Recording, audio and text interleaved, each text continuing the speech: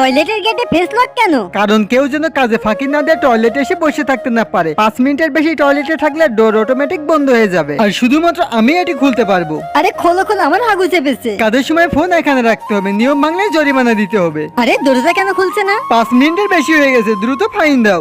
রিয়া, এই নতুন ক্লায়েন্ট অনেক ঝাল পছন্দ করে, তুমি একটু সামলাও না, আমার পেটে একটু সমস্যা হয়েছে। স্যার, আপনার জন্য স্পাইসি পাকোড়া বানিয়ে এনেছি। বেশি স্পাইসি না তো, ভালো লাগছে না। আচ্ছা, তুমি এখন যেতে পারো।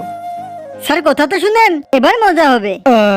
যাক, এবার একটু শান্তি পেয়েছি। আরে এই গেটটা কেন খুলছে না? আরে কেউ কি আছে? আমাকে সাহায্য করো। তুমি কোথায়? আমি টয়লেটে ফেসে গেছি। সরি স্যার, আমি এক্ষুনি কল দিয়ে লক খুলে দিচ্ছি।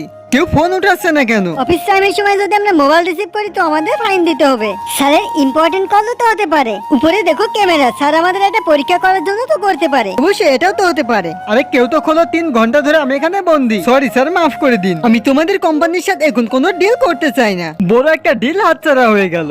বস, এবার তো আপনার পালা, দ্রুত লাইট বন্ধ করো।